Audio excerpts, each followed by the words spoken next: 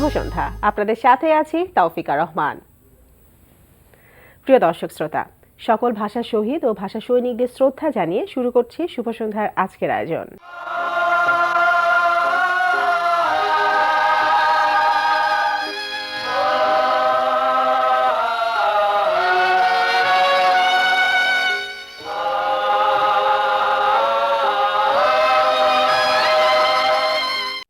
আজ শুভ সন্ধ্যায় থাকছে আগামীকাল ঢাকায় এনটিভি হাইলাইটস এবং নাট্য চলচ্চিত্র পরিচালক মোহাম্মদ মোস্তফা কামাল রাজের সঙ্গে আলাপচারিতা।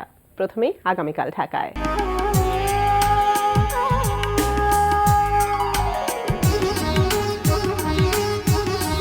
আগামীকাল ঢাকায় শুরুতেই জানিয়ে দিচ্ছে নাট্য উৎসব ও মেলার সময়সূচি। সরোয়ার্দী উদ্যানের মুক্তমঞ্চে অনুষ্ঠিত হচ্ছে তৃতীয় ২১শে নাট্য উৎসব। উৎসবে প্রতিদিন দুপুর ও সন্ধ্যায় নাটক মঞ্চায়িত হচ্ছে। নাট্য উৎসব চলবে ২৮ ফেব্রুয়ারি পর্যন্ত। বাংলা একাডেমির আয়োজনে বাংলা একাডেমি চত্বর ও সরোয়ার্দী উদ্যানে উদযাপিত হচ্ছে বাঙালির প্রাণের মেলা অমর ২১শে গ্রন্থমেলা ২০১৭। অমর ২১শে গ্রন্থমেলা প্রতিদিন বিকাল ৩টা থেকে রাত ৯টা পর্যন্ত এবং ছুটির দিনে বেলা ১১টা থেকে রাত ৯টা পর্যন্ত খোলা থাকছে। অমর ২১শে গ্রন্থমেলা চলবে পুরো ফেব্রুয়ারি মাস জুড়ে। লেখক, পাঠক ও প্রকাশকের মিলন মেলায় আপনিও অংশগ্রহণ করুন। এবার এনটিভি হাইলাইটস।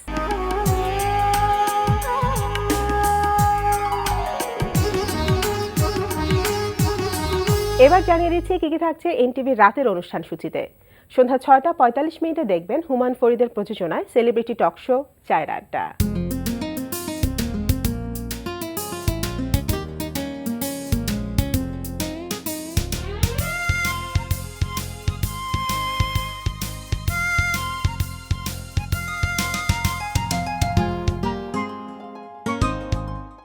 রাত ৮টা ২০ মিনিটে থাকছে মোহাম্মদ মোস্তফা কামাল রাজের পরিচালনায় ধারাবাহিক নাটক post graduate. Hello, nice to meet you, see you again. My uncle ভালো লোক, কথা বলতে পারে। Okay, bye bye. But one request for you. What? Can you give me some money? Why? But এই যে গাড়িতে থামছে। রাত ৯টায় প্রচার হবে জাহাঙ্গীর চৌধুরীর প্রযোজনায় অনুষ্ঠান বন্ধু তোমারই খোঁজে।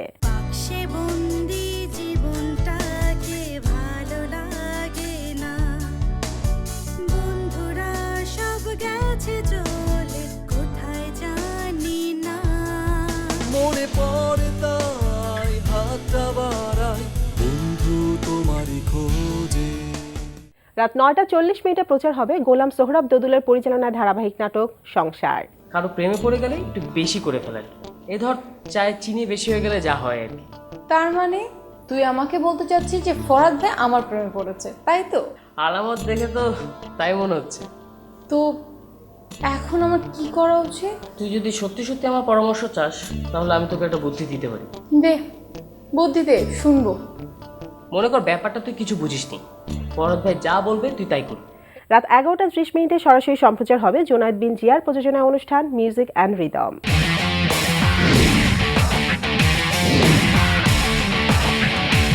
এই ছিল এনটিভির রাতের অনুষ্ঠান সূচি। এবার আলাপচারিতা।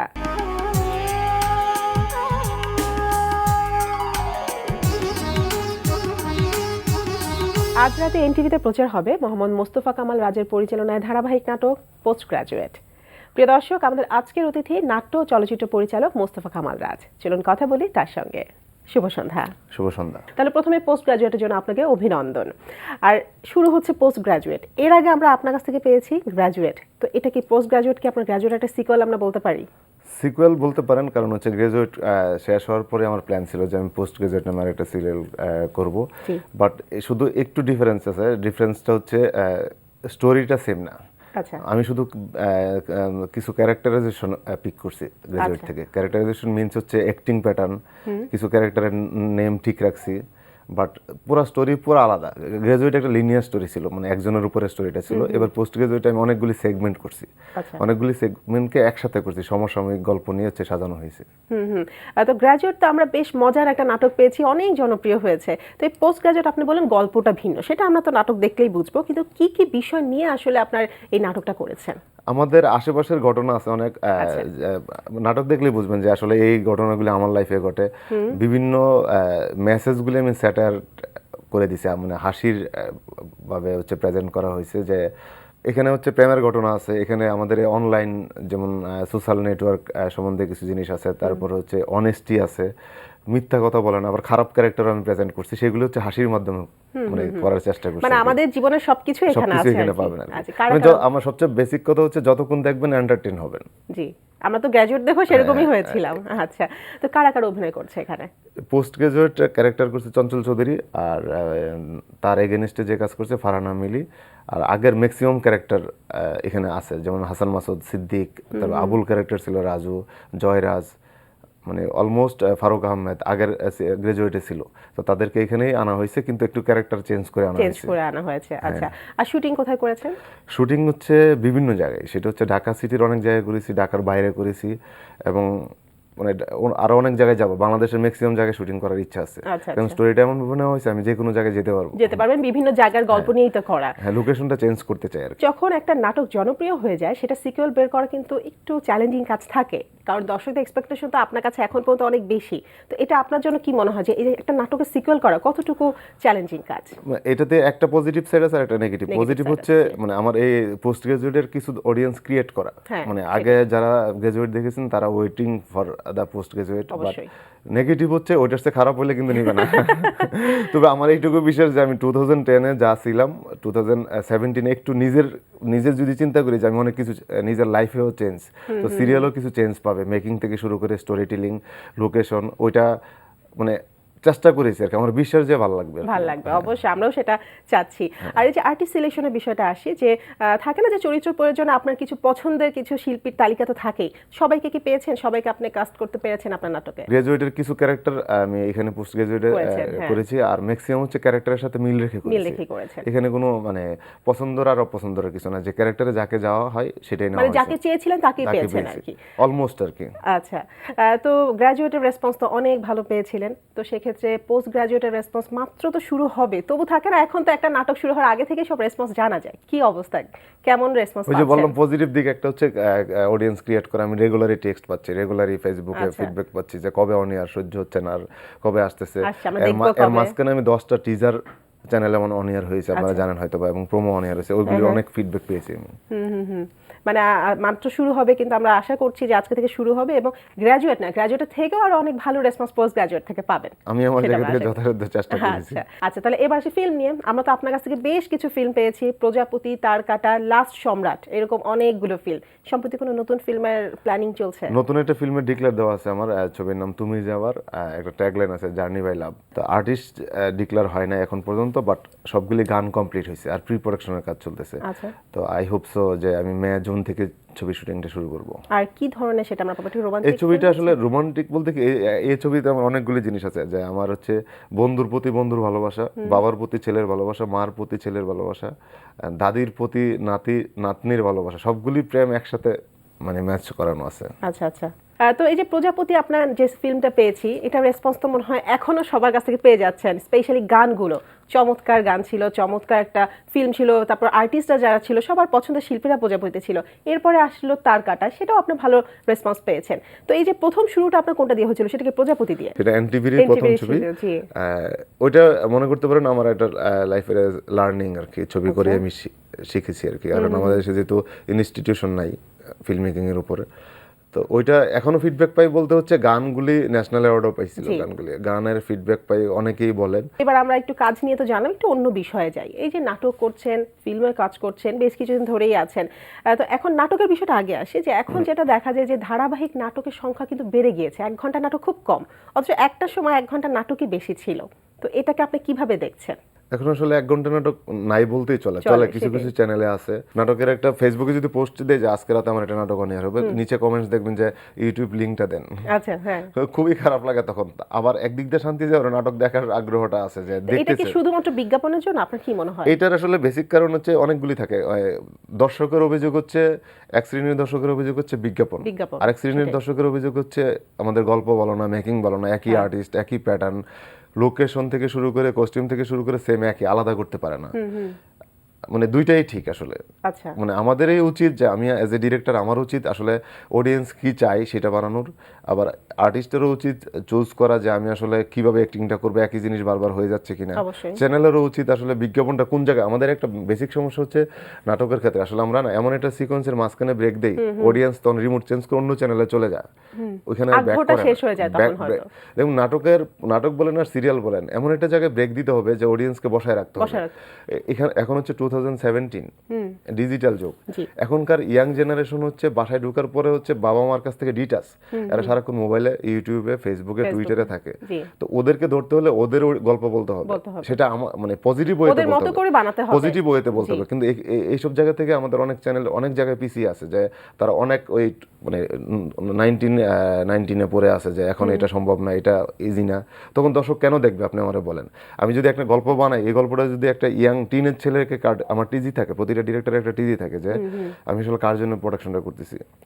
তো একটা ইয়াং জেনারেশনের ছেলে, ওর জন্য আমি কন্টেন্টটা বানাচ্ছি না, তাহলে ও কেন কি দেখবে দেখবে এটা? বা কেন দেখবে সেটা। আবার ইয়াং জেনারেশনের ছেলেরা হচ্ছে টেলিভিশনের রিমোট পায় রাত 11টার পরে। আমাদের টাইমিংয়ের একটা ব্যাপার আছে। তারপরে সিরিয়ালের ক্ষেত্রে হচ্ছে সপ্তাহে 2 দিন দেয়, সপ্তাহে 2 দিন দিয়ে 7 দিন পরে ভুলে যায় সিরিয়ালটা। যত জনপ্রিয় সিরিয়াল আছে দেখুন সপ্তাহে 5 দিন চালায়, জি। মানুষের মাথায় সেট করে দেয় যে এই সিরিয়ালটা এরকম আছে। অনেকগুলি কারণ আছে আর কি। আচ্ছা আচ্ছা তো সেক্ষেত্রে আমরা দেখছি যে পার্শ্ববর্তী দেশেও কিন্তু এরকম যে ঠিক ওখানকার সিরিয়ালগুলো আমাদের দেশে যারা আছেন তাদেরকে খুব আঁকড়ে ধরে রাখছে, অথচ আমাদের এদেশে এত চ্যানেল, এত নাটক, তবু কিন্তু আঁকড়ে ধরতে পারছে না, শুধুমাত্র এই গল্প বলেন বা বিজ্ঞাপন বলেন সেটার কারণে। তো এটাকে কি নিরোধ করা উচিত না আপনার মনে হয় না? এটারও আরেকটা কারণ আছে। আমাদের দেশে একটা সিরিয়াল বানানো, আমাকে দিয়ে যদি আপনি একটা সিরিয়াল বানান, জি।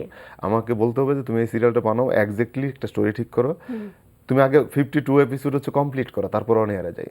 তখন হচ্ছে আমি প্রতিটা জায়গা ঠিক করে রাখবো যে এই জায়গায় বিজ্ঞাপন ব্রেক, এই জায়গায় এন্ডিং ক্লিপ হ্যাঙ্গার থাকবে, যেখানে স্টোরিতে জামাল আছে সেটা ঠিক করব। কিন্তু আমাকে যদি আজকে মিটিং হয় যে কালকে থেকে শুট শুরু করো, আগামী মাসে 3 তারিখ থেকে অন এয়ার, তখন আমার মাথায় কিন্তু গল্প থাকে না, আমার মাথায় থাকে 2টা পর্ব কিভাবে দিব অবশ্যই। তারপর পর্বটা দেওয়ার পরে দুনিয়ার মানে অনেক প্রবলেম থাকে, সাউন্ড কারেকশন। আমাদের দেশে তো প্রফেশনাল আমরা কাজ করতে পারি না, আউটডোর শুটিং করলে সাউন্ডের প্রবলেম হয়, কিছু করার নাই, সেটা ডাবিং করতে গেলে ওই আর্টিস্টের শিডিউলটা পাই না। আবার স্টোরি মেনটেন করতে গেলে দেখা গেলো যে আমি চঞ্চল ভাইয়ের শিডিউল নিছি 5 দিন, মিলির নিছি 5 দিন, দুইজনের 40টা সিকোয়েন্স আছে একসাথে, কিন্তু দুইজনের শিডিউল পাইছি কিন্তু আলাদা আলাদা। আচ্ছা তখন স্টোরি চেঞ্জ করতে হয়, একটিবারও এটা কেউ মানে মনোযোগ দেয় না। এই ফ্রিডমটা দিতে হবে ডিরেক্টরকে। সেটাই। এবং শুধুমাত্র নাটক বেড়ে গেলেই তো হবে না, নাটকের সংখ্যা কিন্তু বাড়ছে, কিন্তু মানসম্পন্ন তো হতে হবে। মানসম্পন্ন আসলে। হতে হবে। সেটাই। এবং আর্টিস্টের যে বিষয়টা বলেন, এখন কিন্তু অনেক নতুন নতুন শিল্পী আসছে, আমরা দেখছি ইয়াং জেনারেশন যেটাকে বলে, অনেকে আসছে, খুব নাটকও করে যাচ্ছে, আবার বেশি দিন থাকছেও না। এটাও ঠিক। কেন? এটার পেছনে কারণটা কি? মানে যে অভিনয় জানে সে সারা জীবন টিকে থাকে, এটা হচ্ছে আমার বিশ্বাস। এটাই হওয়ার কথা। হ্যাঁ, হওয়ার কথা। মানে এরপর আর অ্যানসার নাই আর কি। আচ্ছা আচ্ছা, তাহলে ফিল্মের বিষয়ে আসি। ফিল্ম করেছে তো, আগে কিন্তু একটা সময় ফিল্ম খুব মাঝখানে যেটা হলো, ফিল্ম দেখা সবাই হলে যেয়ে দেখাটা বন্ধ করে দিয়েছিল, এখন আবার সবাই হলমুখী হচ্ছে, এটা তো একটা পজিটিভ সাইড আমাদের জন্য। ডেফিনেটলি পজিটিভ, কারণ এখনকার মানুষ হচ্ছে মানে আগে বাংলাদেশি সিনেমার নাম শুনলে নাক সিটকাইতো যে বাংলা সিনেমা। মানে আমি রিসেন্ট লাস্ট 2টা ঈদে দেখছি জি। যে বাংলা সিনেমার জন্য লাইন ধরে মানুষ টিকিট কাটছে। ইটস এ পজিটিভ মানে ফর ফিল্ম ইন্ডাস্ট্রি। তো আমার বিশ্বাস যে মানে লাস্ট যেমন আয়নাবাজি মানে ব্লকবাস্টার হিট, এমন কেউ নাই যে আয়নাবাজি না দেখলে এবং হচ্ছে এখন প্রেস্টিজ পর্যন্ত অনেকে দেখে যাচ্ছে। সেটাই।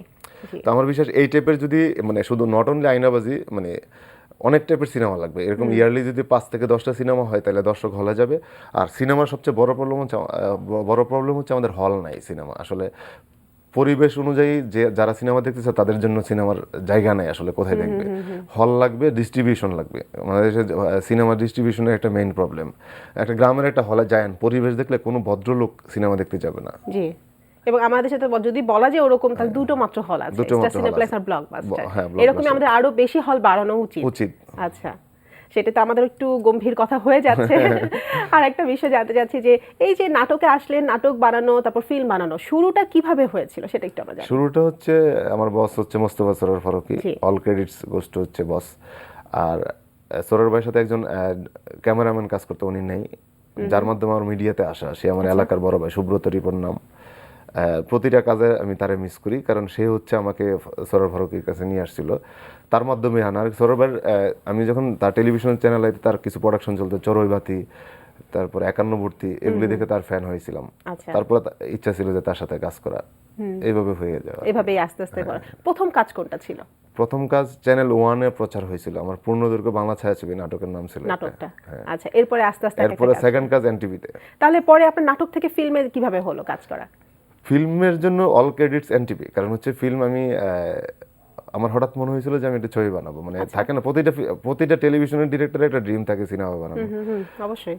তো প্ল্যান করতে করতে হচ্ছে এনটিভি আমাকে বললো যে ঠিক আছে এই ছবিটা এইভাবে করতে পারো, হয়ে যাওয়া আর কি। আচ্ছা, তারপর তো আস্তে আস্তে এখন এক একটার পর এক একটা কাজ আমরা পেয়ে যাচ্ছি। ছোটবেলা থেকে কি ইচ্ছা ছিল যে এই মিডিয়া জগতে কাজ করবেন?